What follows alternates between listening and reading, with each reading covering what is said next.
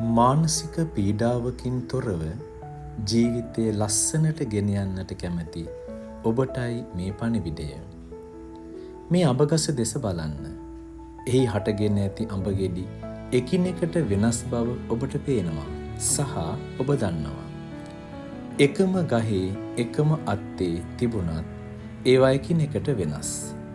එක කුස උපන් නිවුන් සහෝදර සහෝදරියන් වුවද සමාන වන්නේ නැහැ. විටක එකම කඳබඩ තිබුණත් ඔලු දෙකක් සහිතව උපදින අයගේ පවා තෝරා ගැනීම දෙකක්. කතාවටත් කියන්නේ මිනිස්සු අතේ ඇඟිලි එක වගේ නැහැ කියලා. එයින් අදහස් කරන්නේ ලෝකේ කිසිවෙක් කිසිවෙකුට සමාන වන්නේ නැහැ. එහෙම බලාපොරොත්තු වෙන්නත් එපා. යම් තරමකට රූපය තුල සමානකම් දක්නට තිබුණත් අදහස් වලින් කැමති දේ වලින් එකිනෙකාට වෙනස්.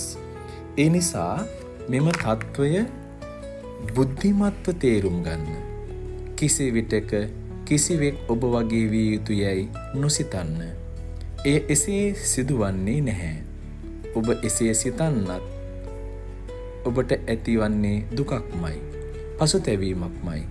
ඒ තේරුම්ගත් විට ඔබට ජීවිතයට සතුටින් මුහුණ දිය හැකියි. මානසික සුවයක් සහිතව ජීවත් විය හැකියි. මේ ගැන ඔබේ අවධානය යොමු කරන්න. බුද්ධිමත්ව ජීවිතයේ තේරුම් අරගෙන ජීවිතය තුළ ජීවත් වන්න. ඔබට තෙරුවන් සරණයි.